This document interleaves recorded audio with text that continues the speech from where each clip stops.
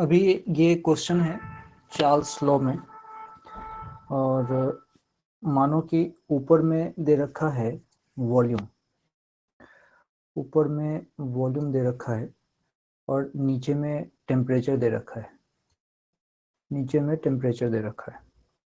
ये टेम्परेचर नीचे केल्विन में दे रखा है और ऊपर वॉल्यूम है, इसमें तो कोई दिक्कत है ही नहीं। हमसे कोई चार्ल्स लॉ के अंदर हम बात करें तो हम वहाँ पे जानते हैं चार्ल्स लॉ में ये जो ग्राफ बना है ये प्रेशर इक्वल्स टू कांस्टेंट का ग्राफ बनता है। और यहाँ पे हम ये भी जानते हैं कि जब हम यहाँ स्लोप की बात करते हैं तो स्लोप हमारा म्यू आर अपॉन पी आता है, इसमें मुझे कोई दिक्कत नहीं है। ये जो पॉइंट है यहाँ वाला, ये 0 केल्विन का पॉइंट होता है।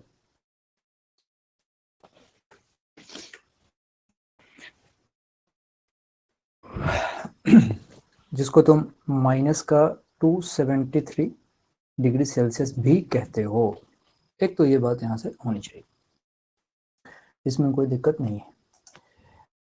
अब इसकी जो अगली बात है उसको हम इस स्लाइड में देखें यहाँ पे।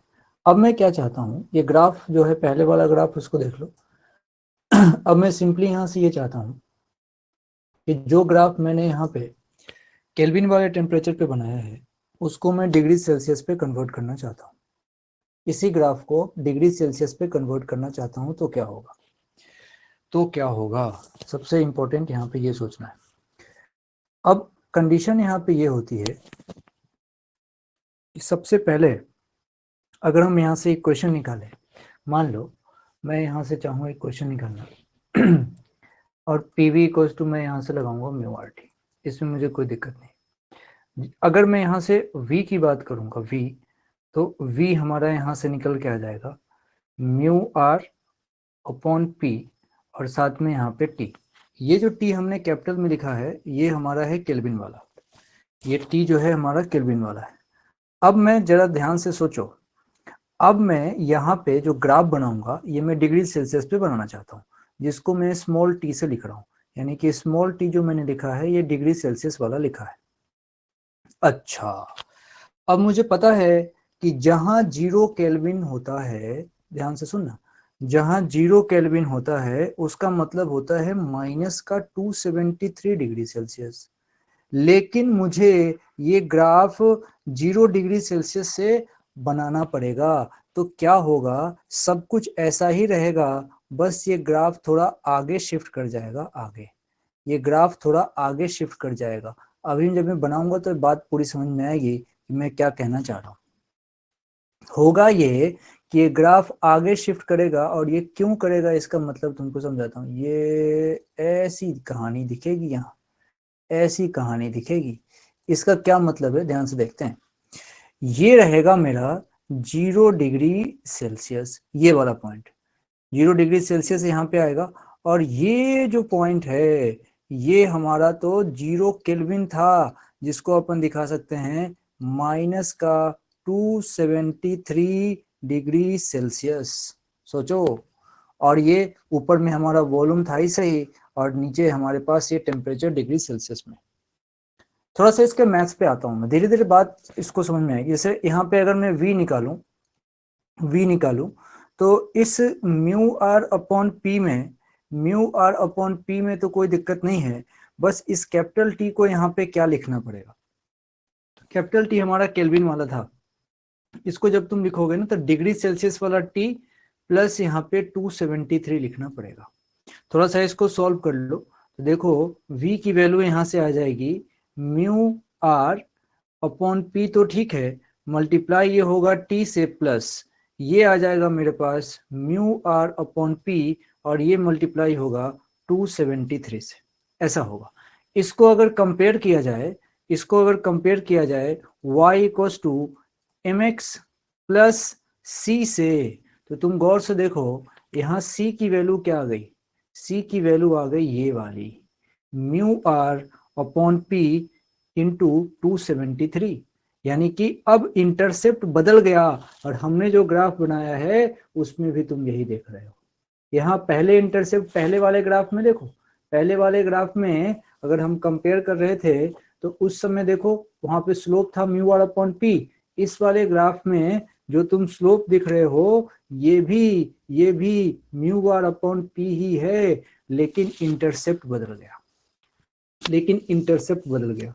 कहने का मतलब ये है कि जब भी मैं केल्विन स्केल से डिग्री सेल्सियस वाले स्केल पे जाके ग्राफ बनाऊंगा तो स्लोप तो वही रहेगा, लेकिन इंटरसेप्ट चेंज हो जाएगा और ग्राफ का शेप इस तरह का होगा। ये एक बढ़िया सवाल है जिसको ध्यान में रखना जरूरी है।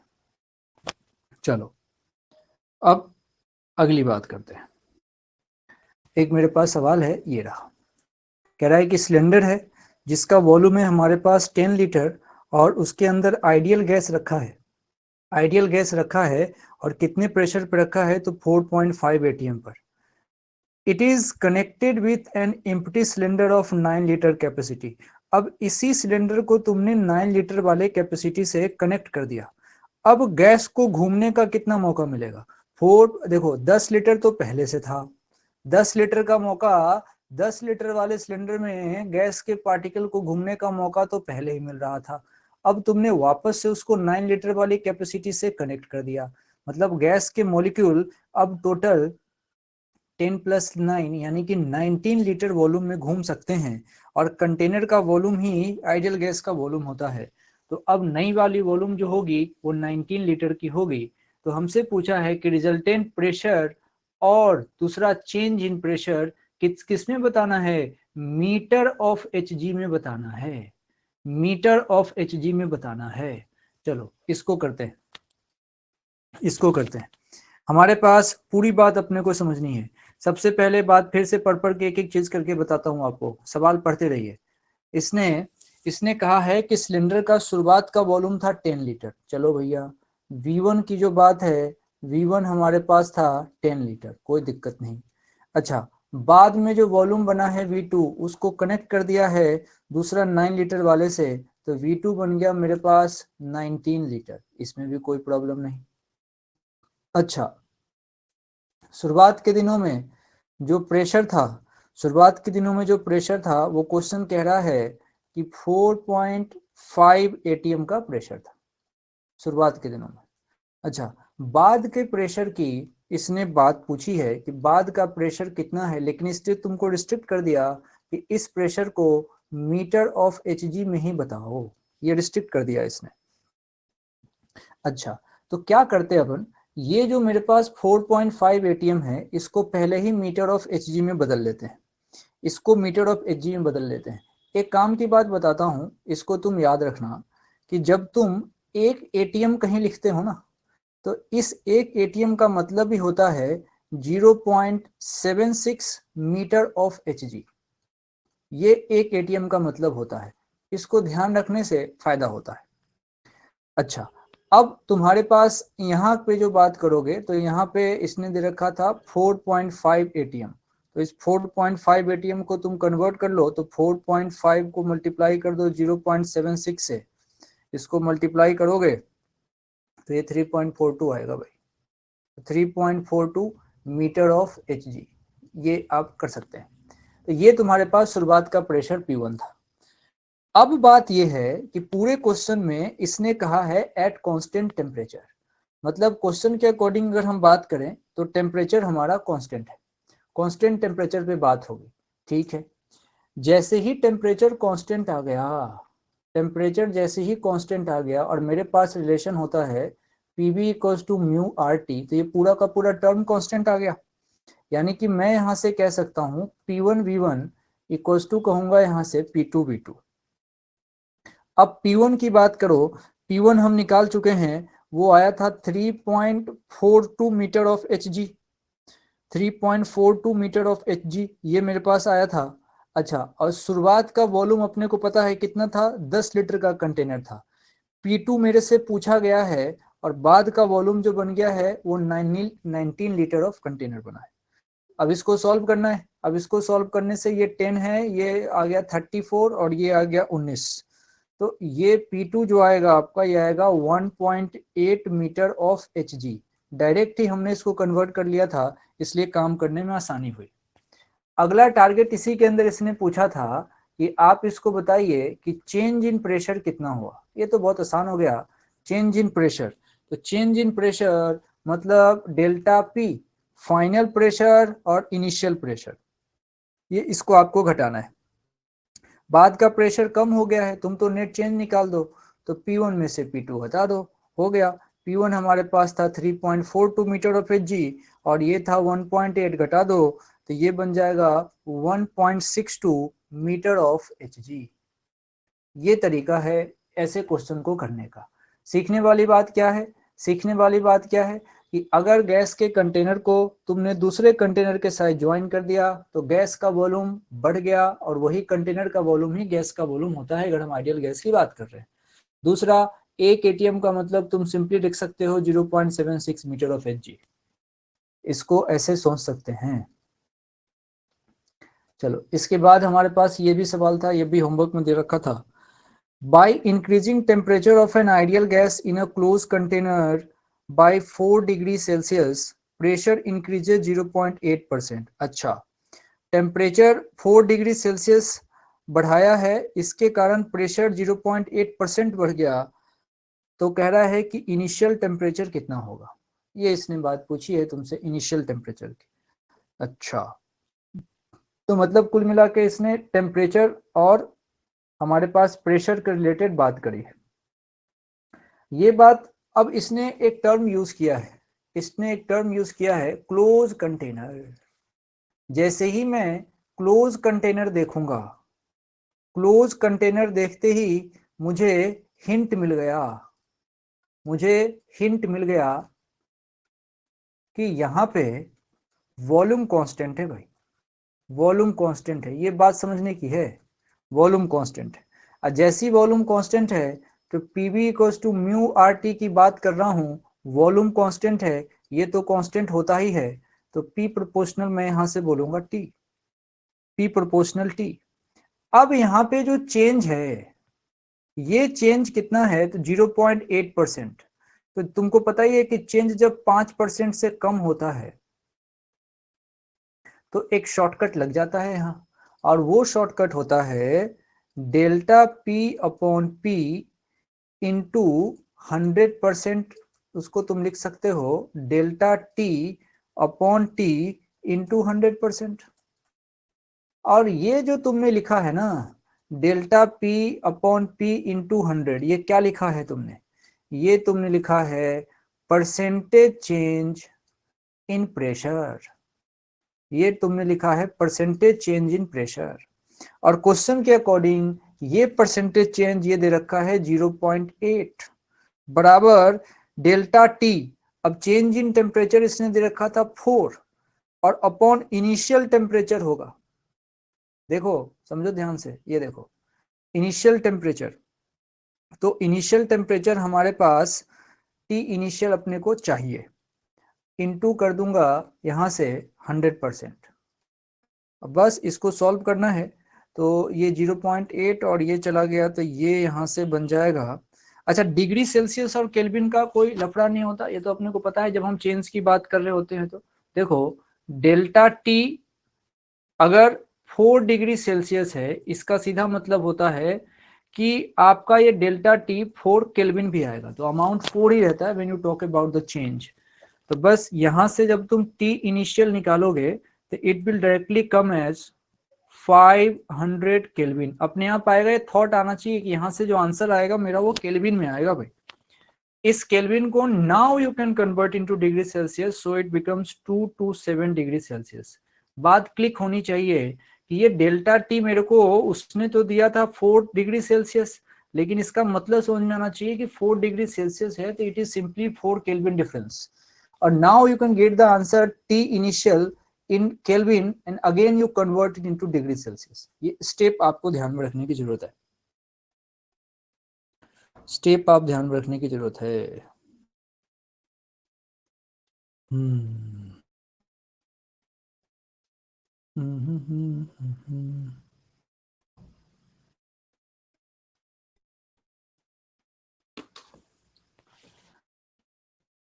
अब अगली जो लड़ाई है वो अवोगाद्रो लॉ की है। अवोगाद्रो लॉ तो विशेष कोई ऐसा तूफान जैसा लॉ है नहीं, सबको आता है। अब एक्चुअली लॉ है तो हम देख लेते हैं।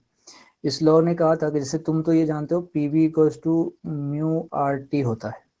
इसने कहा था कि अगर आपने प्रेशर को, अगर आपने टेम्परेचर को और आपने अगर वॉल्यूम को, तीनों को अगर सेम कर दिया तो नंबर भी सेम आएंगे, नंबर भी सेम आएंगे। इसको दूसरे स्टाइल से भी देख सकते हो, ऐसे देख लो इसको, जैसे तुम इसको देख लो पीवी इक्वल्स टू नंबर और ये बोल्ट्जमैन कांस्टेंट और ये टी, ऐसे देख लो।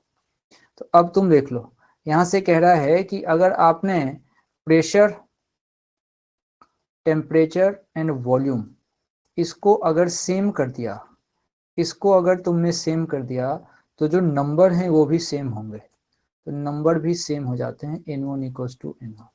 ये तुमको छोटी सी इंफॉर्मेशन है जो अपने को समझ में आनी चाहिए। अब लड़ाई है Dalton's law of partial pressure की। इसको जरा समझते हैं, Dalton's law of partial pressure क्या है। मान लो हमारे पास 3 गैस के कंटेनर है, गैस के 3 कंटेनर हम यहाँ पे ले रहे हैं, 3 कंटेनर, एक में सब में गैस भरा हुआ है, वो अब ये क्लोज कंटेनर है, गैस भरा हुआ है। तो मान लो एक में गैस का प्रेशर P1 है, दूसरे गैस का प्रेशर P2 है और तीसरे कंटेनर में जो भी गैस है उनका प्रेशर P3 है। इस गैस का वॉल्यूम V है, इसका भी वॉल्यूम V है और मान लो इसका भी वॉल्यूम V है, तीनों का वॉल्यूम V है। तुम V1 V2 V3 भी मान सकते हो।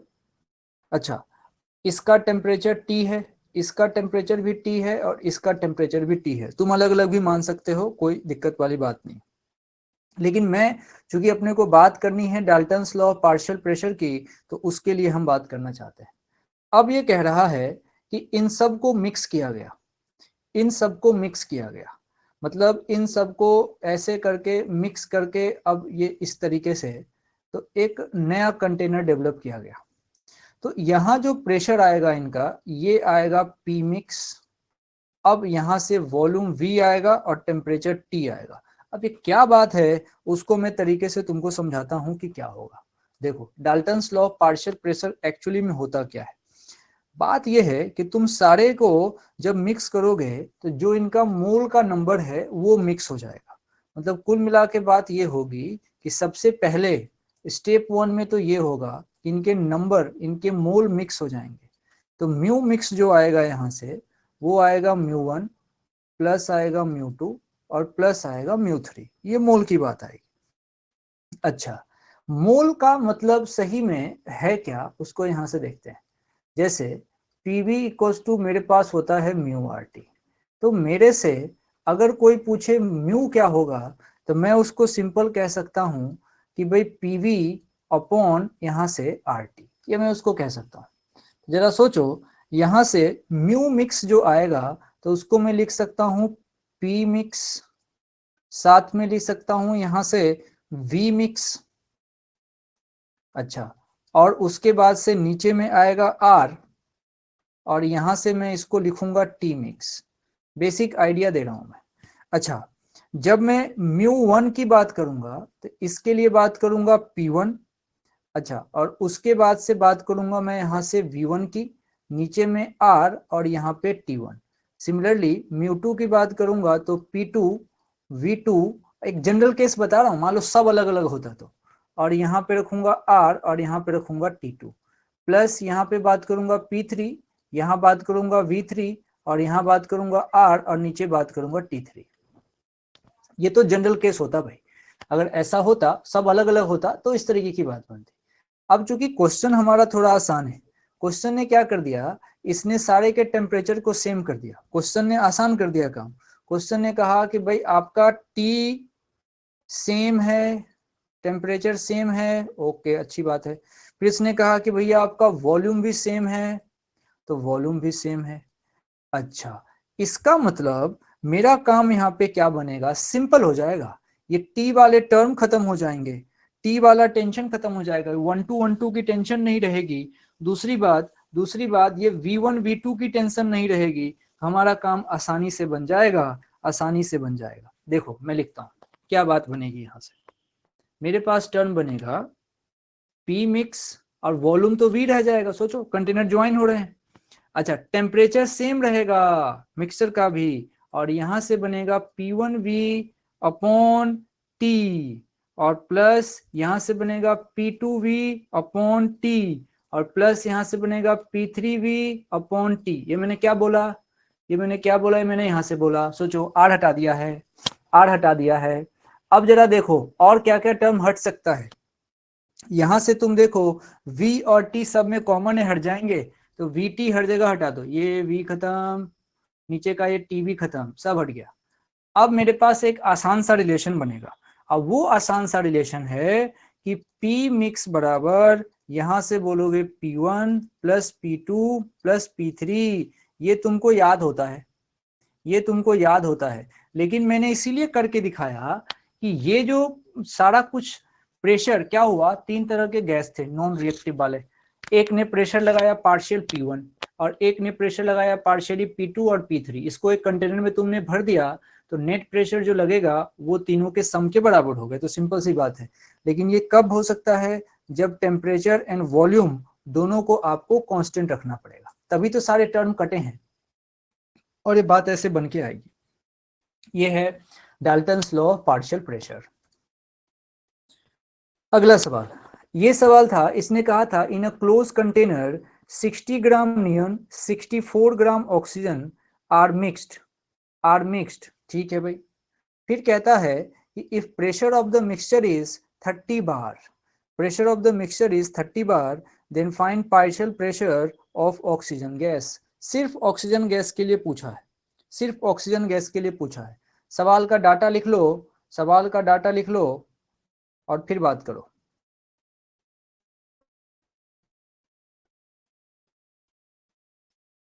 चलो अब समझो, मेरे पास तो सबसे पहले इसने क्या कहानी कह दी, इसने कहा क्लोज कंटेनर।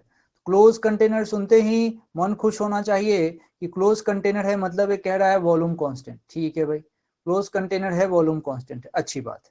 तो मैं पहले इक्वेशन लिख लेता हूँ, PV इक्वल्स टू होता है म्यू RT। इसने कह दिया क्लोज कंटेनर मतलब वॉल्यूम कांस्टेंट है। और जरा सुनना ध्यान से, यहाँ पे ये मिक्स कर रहे हैं, सुनना, ये मिक्स कर रहे हैं, तो अपने मन से म्यू सेम मत कर देना, R और T सेम होगा।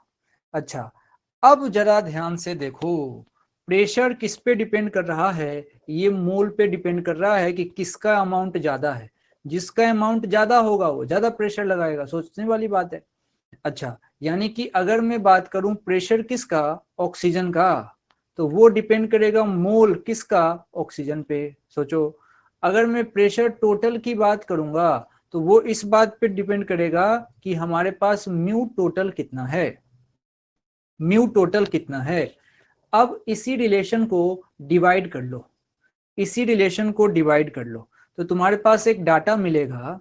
वो क्या है कि जो तुम दूसरे पेन से कर देता हूं, P जो तुम O2 करोगे अपॉन यहां से P तुम करोगे टोटल, ये तुमको मिलेगा mu O2 upon mu total. सोचो, डिवाइड करो या सीधा लिख लो, मर्जी तुम्हारी है। अच्छा, अब जरा थोड़ा म्यू निकाल लेते हैं। सबसे पहले प्रेशर हमारे पास O2 की बात है और नीचे प्रेशर हमारा टोटल है। हमने जब क्वेश्चन पढ़ा तो क्वेश्चन में इसने कहा था कि जो टोटल प्रेशर है, टोटल प्रेशर है मतलब प्रेशर ऑफ मिक्सचर, वो कितना है, 30 बार, 30 बार। तो P टोटल के जगह पे तो लिख देंगे 30 बार। पूछा है पार्शियल प्रेशर किसका, ऑक्सीजन का, तो PO2 मुझे चाहिए, PO2 मुझे चाहिए। ये यही बात इसके अंदर है, आओ समझते हैं।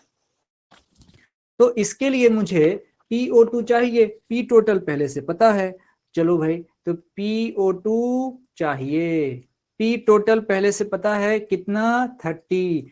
अब मुझे कोई म्यू O2 बता दे और म्यू टोटल बता दे, मेरा काम हो जाएगा। म्यू O2 और म्यू टोटल ये मुझे चाहिए। चलो सबसे पहले म्यू O2 भी क्वेश्चन में छुप के गिवन है। इसने कहा है कि भैया आपके पास 64 ग्राम ऑक्सीजन है, 64 ग्राम ऑक्सीजन है। 64 ग्राम ऑक्सीजन देखते ही तुम समझ जाओगे, 64 ग्राम ऑक्सीजन देखते ही तुम समझ जाओगे कि ये तो हमारा 2 मोल है। सोचो सोचो, ये तो 2 मोल है। बस इसकी लड़ाई है कि ये कितनी है। ठीक है, फिर तो म्यू टोटल निकाल लेते हैं। म्यू टोटल निकाल लेते हैं। म्यू का मतलब होता है इसका given mass upon molecular weight. तो म्यू टोटल गिवन मास हमारे पास, चलो पहले वाला है कितना है, हमारे पास पहला वाला है भैया 60 ग्राम। क्वेश्चन में देखो 60 ग्राम नियोन है, तो 60 गिवन मास अपॉन उसका मोलिकुलर, तुम जानते हो 20 होता है, प्लस अगला ऑक्सीजन है 64 और तुम उसका जानते हो मोलिकुलर वेट 32, कितना 3 और 2 कितने हो गए 5, यानी कि टोटल मोल तो 5 मोल हुआ। अब बस इसी को वापस यूज कर लो, हो गया आंसर। तो तुम्हारे पास डाटा आ गया PO2 और साथ में अपॉन नीचे में 30 और ये आ गया 2/5। सिंपल है, सॉल्व कर लीजिए। तो यहाँ से PO2 आ गया हमारे पास 12 और बार आएगा क्योंकि एक प्रेशर हमने बार में ही लिया हुआ है। तो ये इसकी कहानी है, ये इसकी कहानी है।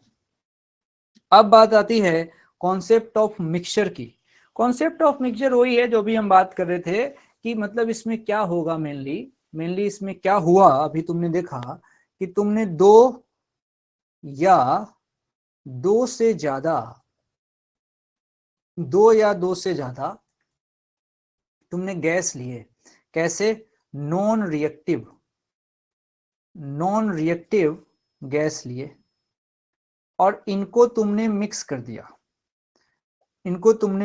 दिया। For example non reactive gases होनी चाहिए, ऐसे नहीं कुछ नया बन जाए। जैसे तुमने सपोज करो हीलियम एंड ऑक्सीजन को मिक्स कर दिया, इनको मिक्स कर दिया। जैसे इनको मिक्स किया तो जो तुम्हारा रिलेशन होता है ना PV equals to mu RT, इसके लिखने का बस स्टाइल बदल जाएगा। P नहीं P मिक्स, V नहीं V mix equals to mu भी बदलेगा। म्यू नंबर है, दोनों को मिलाओगे दोनों के नंबर अलग अलग, तो ये आ गया म्यू मिक्स। R तो कांस्टेंट है, टेम्परेचर भी बदलेगा। मान लो इसका टेम्परेचर कुछ और दूसरे का कुछ और, दोनों को टच में कर दूंगा मिक्स कर दूंगा, टेम्परेचर बदलेगा। अब देखो डाटा, मतलब नया प्रेशर मिक्सचर का अलग होगा, वॉल्यूम भी अलग, म्यू भी अलग, टी भी अलग। मतलब मुझे मिक्सचर निकालना हो तो प्रेशर का भी मिक्सचर निकालना पड़ेगा, वॉल्यूम का मिक्सचर, म्यू का मिक्सचर और टी का मिक्सचर। अच्छी बात अगर तुमको समझाऊं तो यहां से तुम देखो, इसमें से कुछ का मिक्सचर निकालना तो बड़ा आसान है और कुछ का मिक्सचर निकालने में अपने को दिमाग लगाना पड़ेगा। मैं क्या बोल रहा हूं, मैं ये बोल रहा हूं कि आपको अगर कोई कहे कि आप मोल का मिक्सचर निकालो, तो मोल मिक्स निकालना तो सबसे आसान काम है। जैसे मेरे से किसी ने कहा कि आप तो म्यू मिक्स बताओ कैसे निकलेगा, 2-3 को मिला रहा हूं।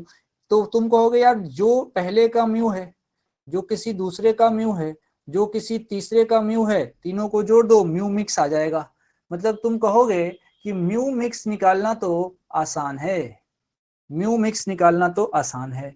अच्छा, कोई तुमसे कहे कि भाई चलो मैं नॉर्मल नंबर मिक्सर निकालना चाहता हूं, किसी का नंबर गिवन है कि इतना अमाउंट इतना नंबर, तो अगर तुमसे कोई पूछे एन मिक्स निकालो, तो तुम कहोगे यार एक का नंबर प्लस दूसरे का नंबर ऑफ मॉलिक्यूल कहना चाह रहा हूं, और ये तुम्हारा तीसरे का नंबर, ऐसे निकल जाएगा।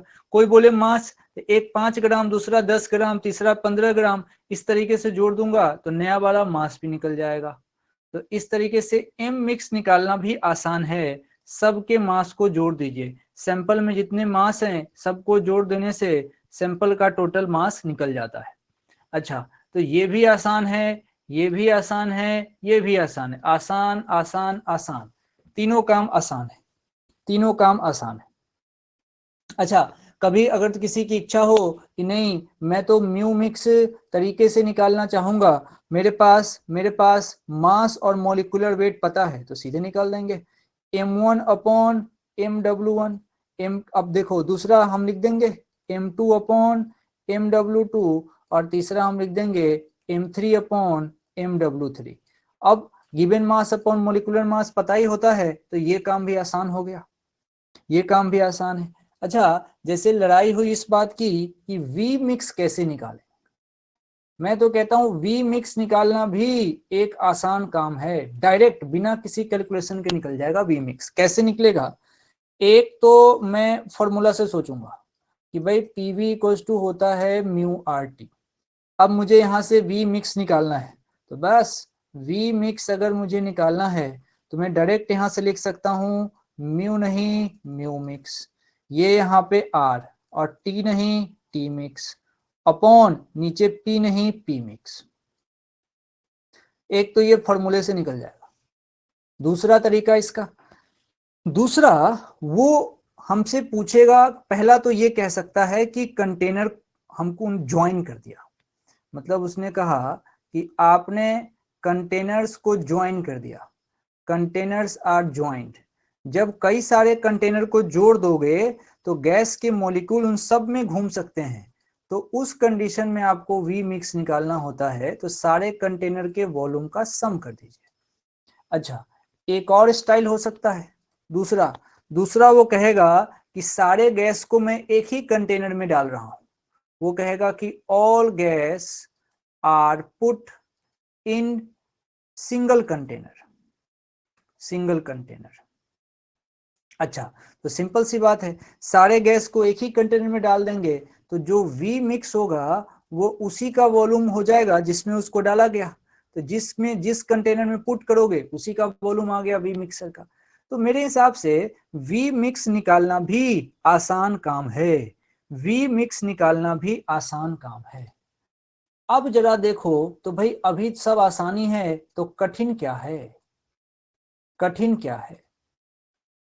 तो कठिन किसको निकालना है? जैसे किसी ने तुमसे कह दिया भाई डायरेक्ट कि तुम डायरेक्ट मुझे बता दो कि पी मिक्स कितना होगा, कि भाई ये सारे गैसेस मैंने मिला दिए, आप डायरेक्ट बताओ कि मिक्सचर का प्रेशर कितना होगा। इसमें तुम फंस जाओगे, इसमें तुम डायरेक्ट नहीं निकाल पाओगे, तो इसमें तुम हो जाओगे परेशान, ये काम तुमसे डायरेक्ट नहीं होगा।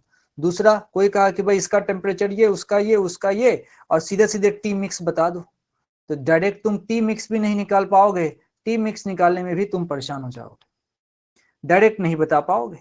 अच्छा, अब बात यह है कि अगर कोई तुमसे ये भी पूछ दे कि मैंने ये मॉलिक्यूलर वेट मिलाए हैं, तो बताओ कि नेट मॉलिक्यूलर वेट कितना होगा, ये भी बड़ा मुश्किल काम है।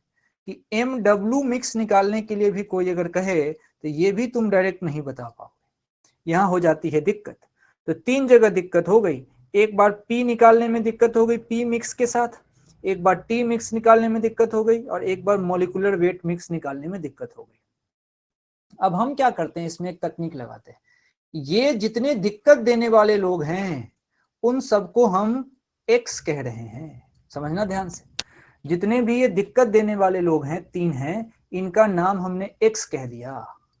और जितने भी ये आसान वाले हैं, इन सब आसान वाले को हमने एक कॉमन नाम दे दिया वाई। ये वाई वॉल्यूम भी आसान की कैटेगरी में आता है, तो वॉल्यूम भी वाई कैटेगरी में आएगा, वाई कैटेगरी में।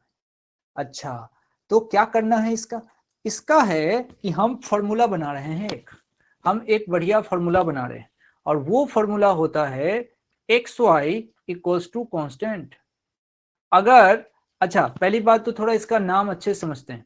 हमने एक्स उसका नाम दिया है जिसको ऐड करना आसान नहीं है, जिसको डायरेक्ट नहीं बोल सकते हो, तो ऐड करना जिसको कठिन लगे, ऐड करना जिसको आसान नहीं लगे, तो जिसको ऐड करना आसान नहीं है उसका नाम एक्स दे दिया, और जिसको ऐड करना आसान है इसका नाम वाई दे दिया, इसका नाम वाई दे दिया। और ऐसे एक्स और वाई का रिलेशन होना चाहिए कि ये एक्स और वाई का प्रोडक्ट कांस्टेंट हो, या फिर दूसरे स्टाइल में तुम कह सकते हो कि एक्स वाई के इनवर्स में होना चाहिए। एक ही तो बात है, यहां से तुम कह सकते हो एक्स प्रोपोर्शनल 1/y होना चाहिए। तो कहीं कोई ऐसा फॉर्मूला फिट हो जाए जहां 2 टर्म ऐसे मल्टीप्लाई हो जिसमें एक आसान हो और दूसरे को ऐड करना आसान नहीं हो, और उनका प्रोडक्ट अगर कांस्टेंट हो, तब हमारे पास एक फॉर्मूला निकल के आता है। वो फॉर्मूला क्या कहता है उसको समझिएगा, फिर से लिखता हूं, फिर से समझिएगा। मेरे पास X Y equals to constant है। दूसरी भाषा में कहूँ कि मेरे पास x प्रोपोर्शनल 1/y है। x वो है जो आसानी से ऐड नहीं होगा, तो x मिक्स का जो फॉर्मूला मेरे पास निकल के आएगा, ये याद रखना तुम, x1 y1 प्लस यहाँ से आएगा x2 y2 plus x3 y3 upon upon यानी कि ये आ जाएगा y मिक्स। ये x मिक्स का एक फॉर्मूला निकालने का तरीका, कुछ भी निकाल सकते हो यहां से, कुछ भी। ये पहले ये फॉर्मूला अपनी कॉपी में लिख लो, फिर बात करते हैं। एक्स वाई कांस्टेंट हो, एक्स वाई का कुछ मतलब निकलना चाहिए, दोनों का प्रोडक्ट का कुछ मतलब निकलना चाहिए। तो एक्स मिक्स का formula x1 y1 plus x2 y2 plus x3 y3 upon y mix. जैसे जैसे पहली बात समझो, मेरे पास कहीं तुमने सुना ऐसे PV इक्वल्स टू कॉन्स्टेंट, बड़ा फेमस है। तो भाई P और V कांस्टेंट है, मतलब फॉर्मूला लगने के चांस तो लग रहे हैं। इसमें से एक आसानी से ऐड होना चाहिए और एक में दिक्कत आनी चाहिए। हम जानते हैं कि वॉल्यूम तो आसानी से ऐड करने वाला है, इसलिए वॉल्यूम का नाम रखा y, और प्रेशर आसानी से ऐड नहीं होता है तो इसका नाम रखा x।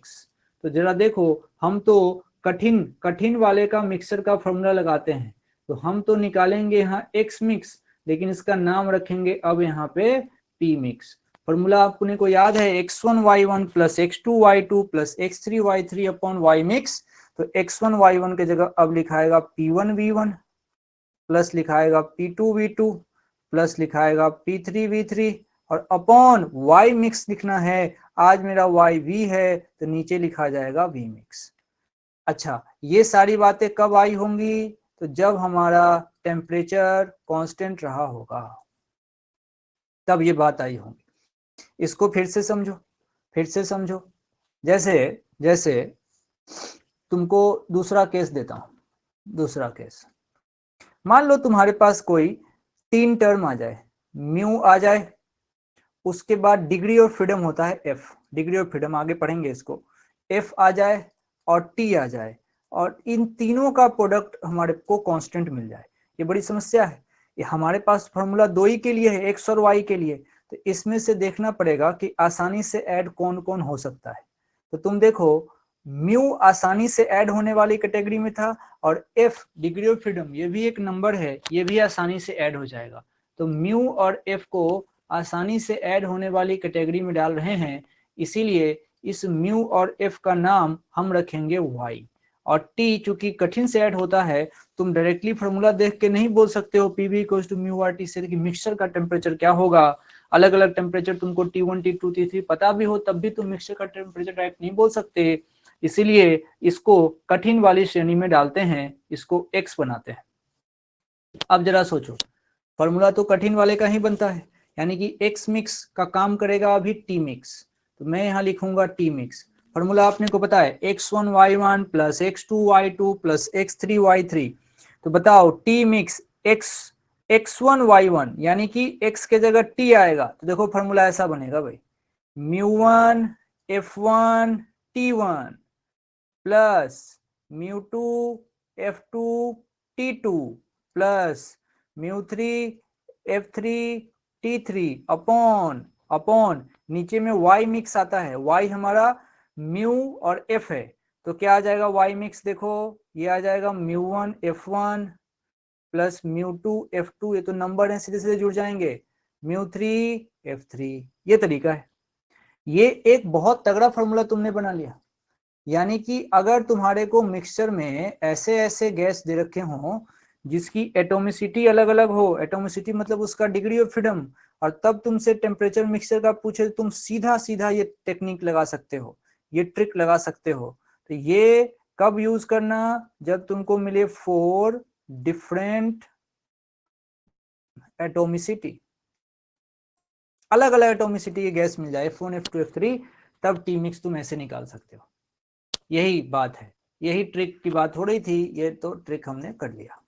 अच्छा, मान लो हमसे इसी फॉर्मूले का एक आसान वर्जन, इसी फॉर्मूले का एक आसान वर्जन देखो, यहाँ तो तुमने F1 F2 F3 अलग अलग करा, मानो कि सेम एटोमिसिटी होता तो इस F1 F2 F3 जो लिखा है तुमने उसका जगह सिंपल F लिखते। सोचो, तो F वाला टर्म कैंसिल हो जाता। तो अगर मेरे से कोई कहता कि आप तो सेम एटोमिसिटी के लिए बात करिए, सेम एटोमिसिटी के लिए बात करिए टी मिक्स के लिए, तो मैं कहूंगा F वाला टर्म कांस्टेंट है तो F हट जाएगा, तो बचेगा μ1 T1 प्लस μ2 T2, फिर बचेगा μ3 T3 और नीचे आ जाएगा μ1 प्लस μ2 प्लस μ3। ये बात ऐसी होगी, ये बात ऐसी होगी। एक बात इसमें और समझ सकते हैं, एक बात इसमें और समझ सकते हैं। तीसरा देखो, मान लो किसी ने कहा मेरे से कि म्यू और मॉलिक्यूलर वेट और इसका प्रोडक्ट अगर कांस्टेंट है तो इसका रिलेशन निकालना है। सोचो, आसान ये है म्यू, म्यू है आसानी से ऐड होने वाला, ये नंबर है तो इसको y रखेंगे।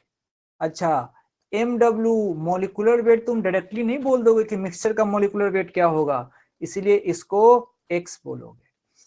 अच्छा, एक्स वाई कांस्टेंट आ गया, एक्स मिक्स कठिन वाले का फॉर्मूला निकलता है, कठिन वाला है मॉलिक्यूलर वेट, तो MW मिक्स का formula x1y1 plus x2y2 plus x3y3 upon y mix, यानी कि μ1 MW1 प्लस μ2 MW2 अपॉन, यहां से तुम कह सकते हो μ1 प्लस μ2, अब तीसरा भी लिख सकते हो यहां से μ3 MW3 प्लस ये आ जाएगा μ3। तो ये तकनीक हमने लगाई है, ऐसे ऐसे आराम से सॉल्व किया जा सकता है, बड़े इजी तरीके से सॉल्व किया जा सकता है, कोई दिक्कत वाली बात नहीं।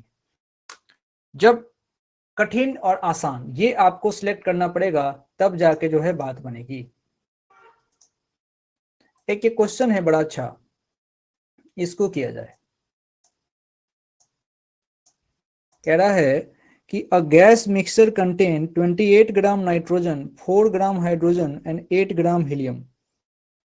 3 नॉन रिएक्टिव गैस दे रखे हैं at temperature 300 kelvin and 2 atmospheric pressure. Calculate density in gram per litre, gram per litre. Data लिख के एक बार करने की कोशिश करो।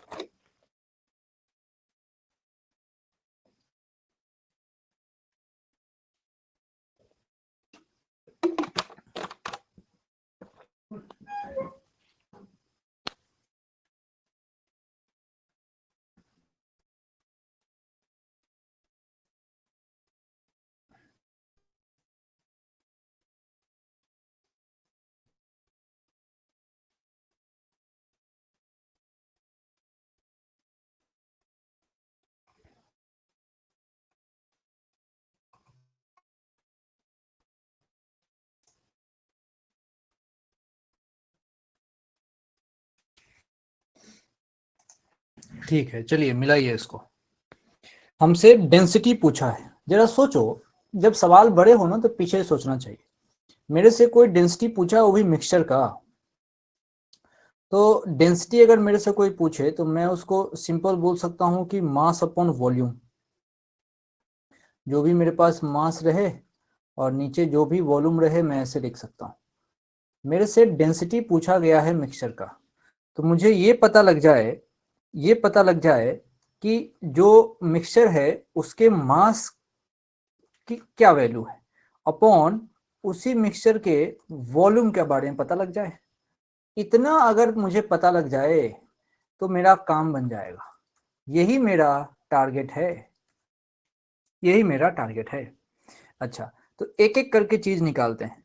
सबसे पहले हम क्या करते हैं कि हम यहाँ पे एम मिक्स के बारे में सोचते हैं, एम मिक्स के बारे में सोचते हैं, तभी बात हो जाएगी।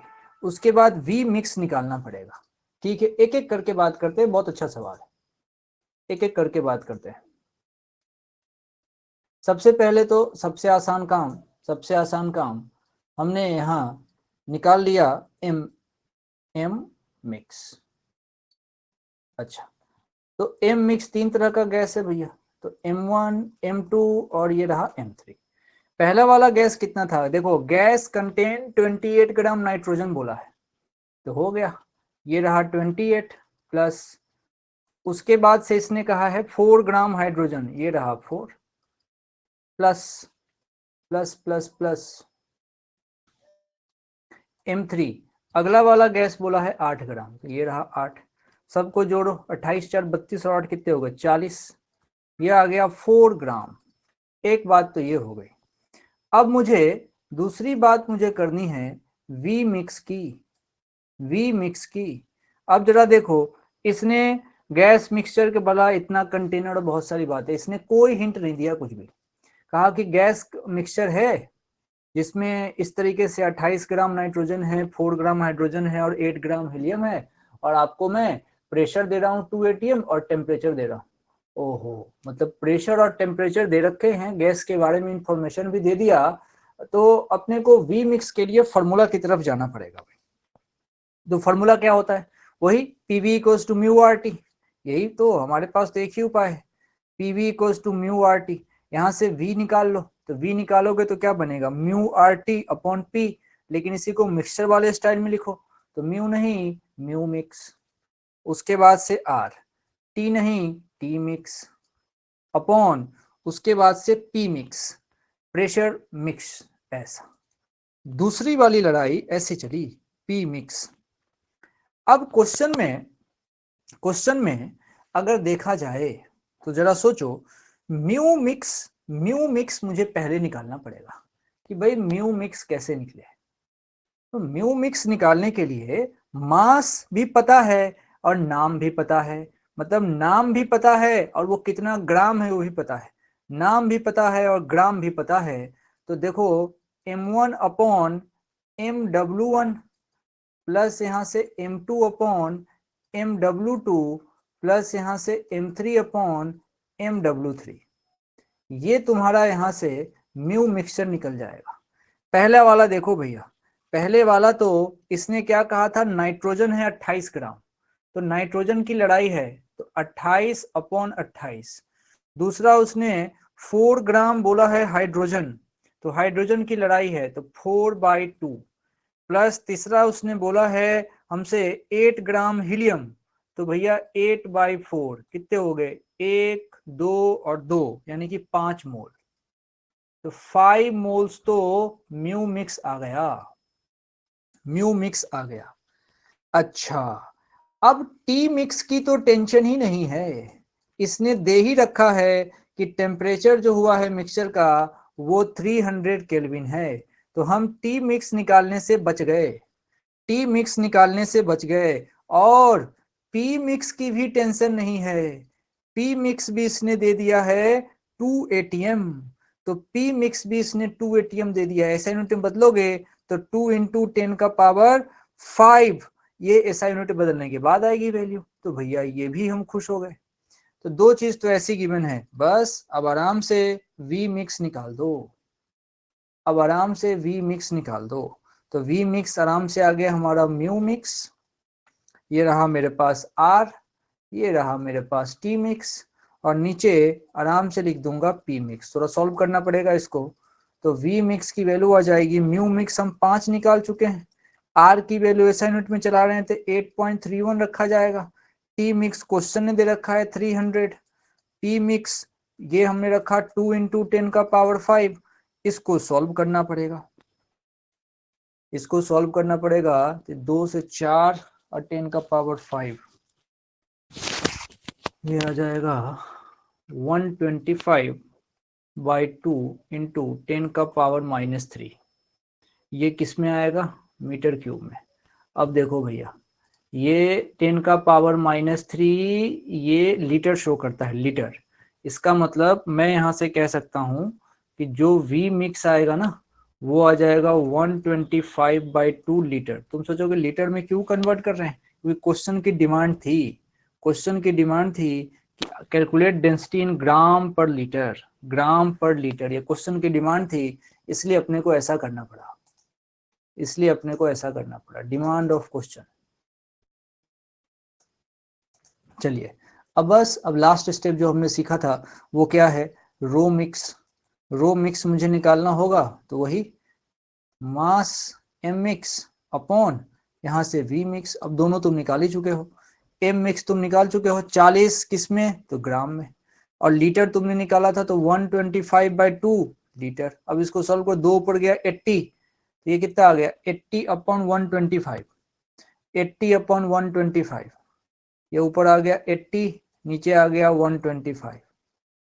इसको सॉल्व कर लीजिए, 5 से कट जाएगा तो ये बनेगा 0.64 ग्राम पर लीटर, 0.64 ग्राम पर लीटर। इसको सॉल्व करने के लिए सस्ता क्या है, ऊपर नीचे 8 से मल्टीप्लाई कर देना, जल्दी हो जाएगा।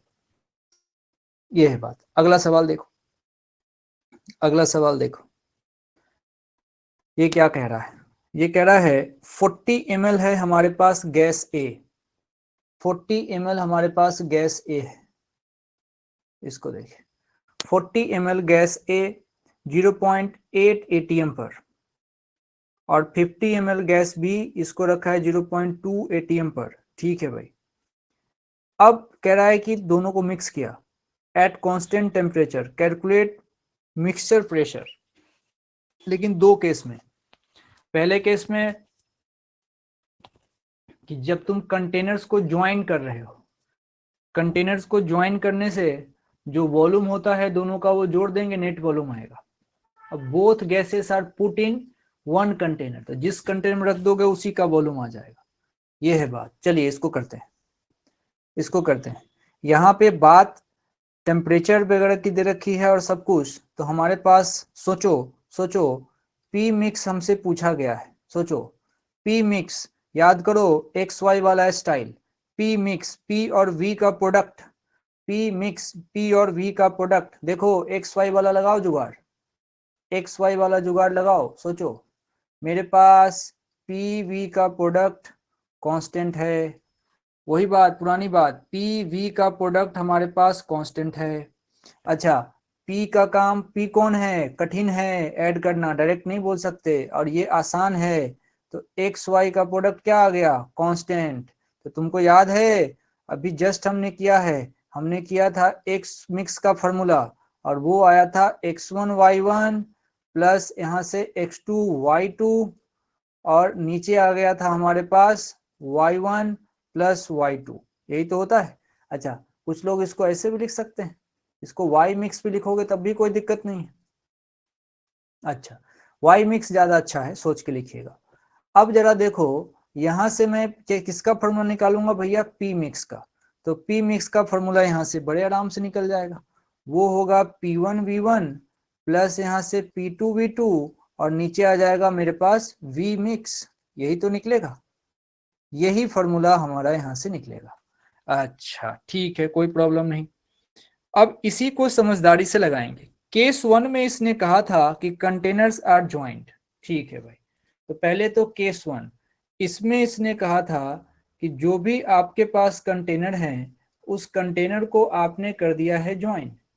कंटेनर्स को ज्वाइन करने से जो वी मिक्स है, सोचो दोनों का वॉल्यूम जुड़ जाएगा, तो जो वी मिक्स है वो जुड़ गया, वो कितना हो गया 40 प्लस 50 हो गए, 40 प्लस 50 हो गए 90 ml। यानी कि अब जो तुम यहां से पी मिक्स निकालोगे तो P1V1 समझदारी से रखना, देखो P1V1 प्लस यहां से रखोगे P2V2, और नीचे रखोगे यहाँ पे V मिक्स, V मिक्स। अब यहाँ पुट कर दो, देखो P1V1, तो पहले का प्रेशर क्वेश्चन में कहा है 0.8। अच्छा V1, V1 पहले में V1 इसने कहा था कितना, तो V1 कहा था 40 ml, ठीक है भाई, प्लस P2, P2 0.2, और ये कितना, तो ये 50 ml, अपॉन नीचे में आ गया तुम्हारा 90।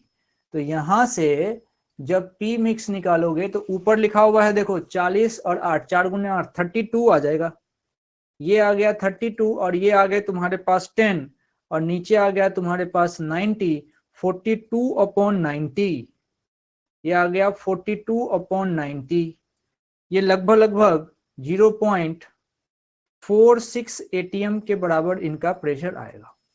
एक तो इनकी बात हो गई भाई।